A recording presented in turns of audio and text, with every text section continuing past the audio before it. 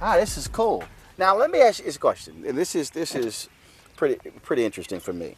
When you and your ex-husband sold BET, a lot Yes. of people were upset. Oh my God, selling this black firm.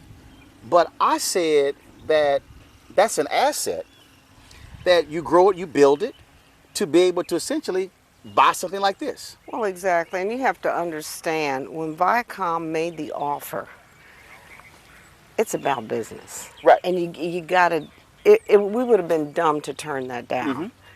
So then what you do is you take that money, what you have, and you learn to grow it even larger. Right. You just don't want to stay the same all the time. Mm-hmm. Otherwise, you lose your money. Right. Well, but the other thing, business is business, Right. and when you have something that is so valuable, it then allows for you to be able to do more stuff. And so, as a result, you bought this resort, and Exactly. all of it. You also own other properties, and you own other things. And so, when we talk about building wealth, I also make the point we talk about job creation. There probably are more African Americans working for you now Exactly. than who are working for you at BET. Yeah, we have over 3,000 employees now. I have 7 hotels. The 7th one is being built now. Mm-hmm. And you have to understand, diversity is one of the key components of my business. Sheila, we were talking about this recession. Right. And although technically we came out of it in mid 2009, it is still a tough economic climate, especially for African Americans. How have you had to deal with it as well? Because in the hospitality industry, folks say, tough money, I can't fly somewhere and hang out for the weekend, play golf, go to a spa. And so how has it been for you? It's really been hard. I mean, it's been an interesting journey because we started out very strong. The recession hit. We had to mothball some projects.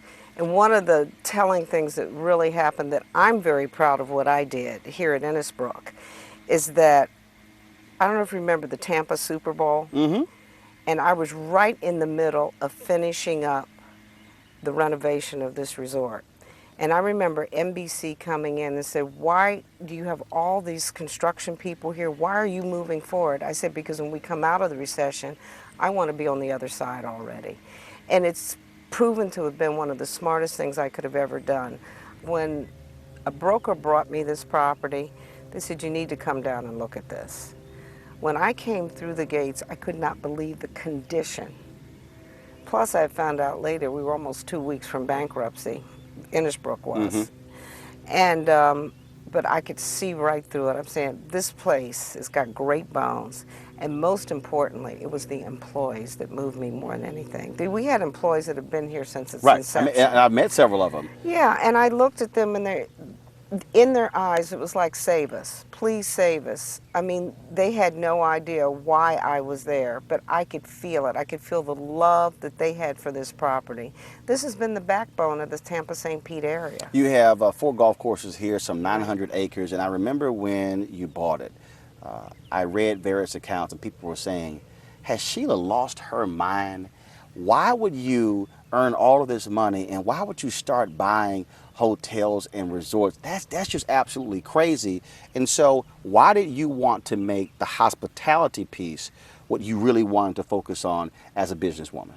Well, first of all my life, as all of us, we've traveled. I mean, even during the entertainment days, I've been in some of the finest hotels and in hotels that were not so great. And just when you travel, you kind of learn the business, you watch carefully. I'm about hospitality. I like taking care of people. And for me, it was a natural segue. I'm one that can't sit still. And I said, I've got to do something else in the sense I really want to do the hotel business. So I bought the Woodlands, a small boutique resort just outside of Charleston, South Carolina, which became a Forbes 5-star property. I mean, we raised that from, it was a Relais Chateau, and we went and Travel and Leisure #1 in the country and #2 in the world.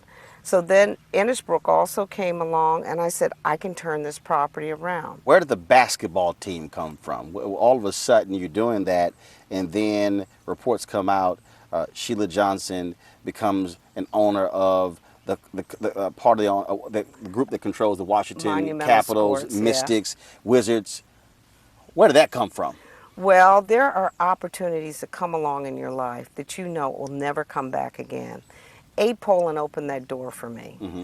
I walked through it with my eyes wide open. Teams don't make money, but it was an opportunity of a lifetime for a woman, an African American woman, that could have ownership in sports teams.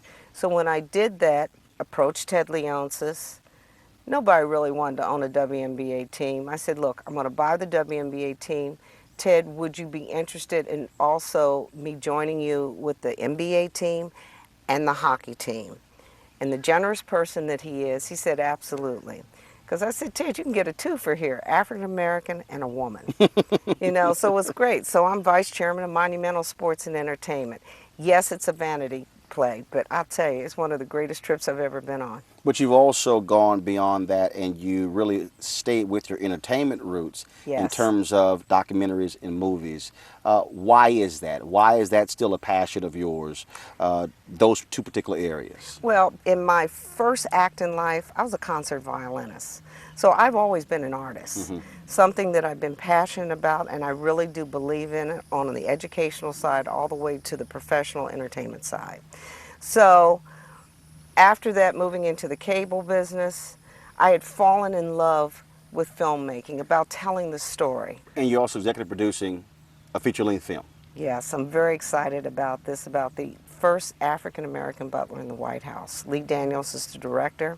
We have an all-star cast that we will announce shortly. I think Variety has already kind of jumped the boat on this, but we're extraordinarily excited about this. We'll be shooting in New Orleans and hopefully be able to wrap it in the next 90 days.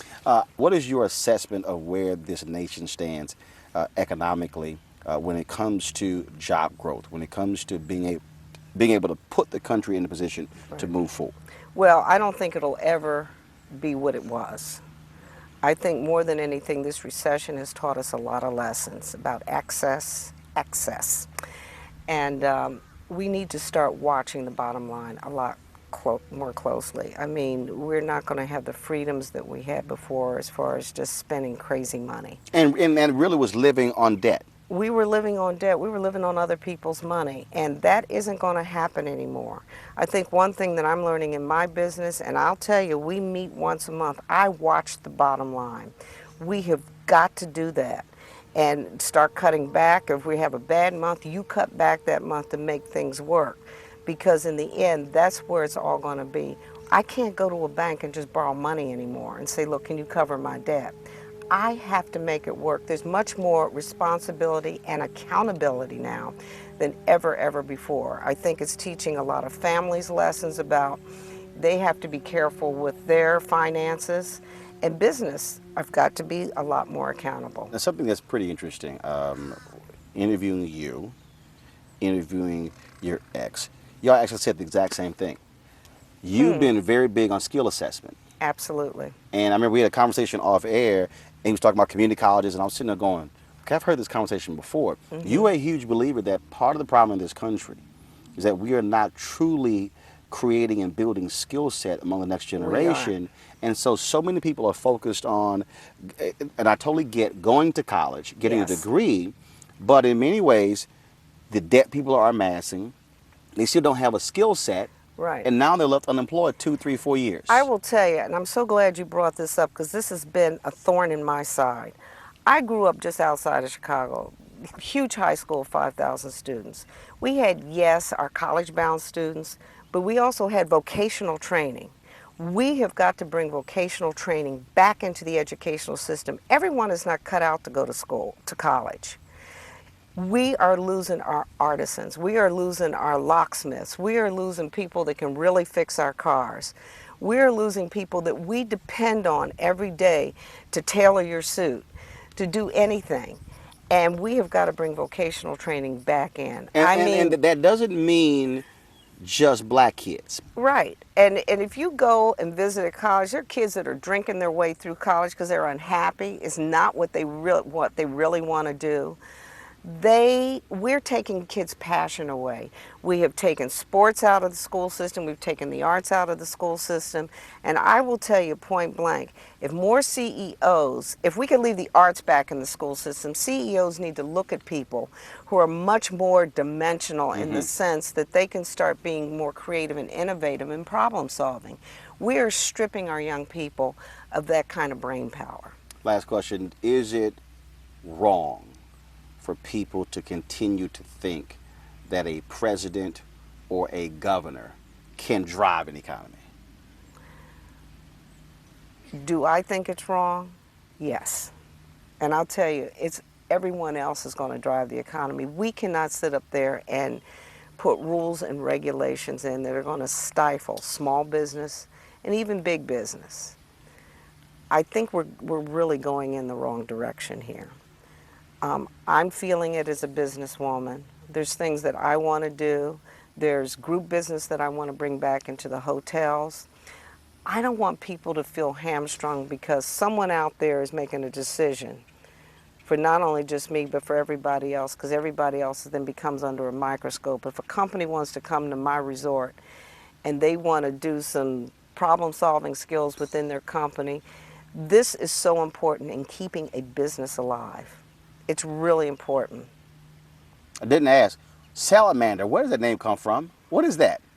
This is the greatest story of all. Do you remember the show Hogan's Heroes? Yeah. The guy that I bought the farm from, Bruce Sunland, was the real Hogan. He's the one that was he was a fighter pilot. They were shot down. He was able to escape. He went and briefly fought for the French resistance.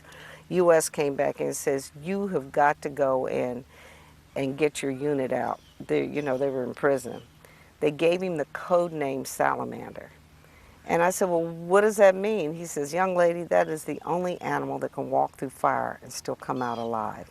In real life, if you cut the appendages off, they regrow. That's what I'm all about.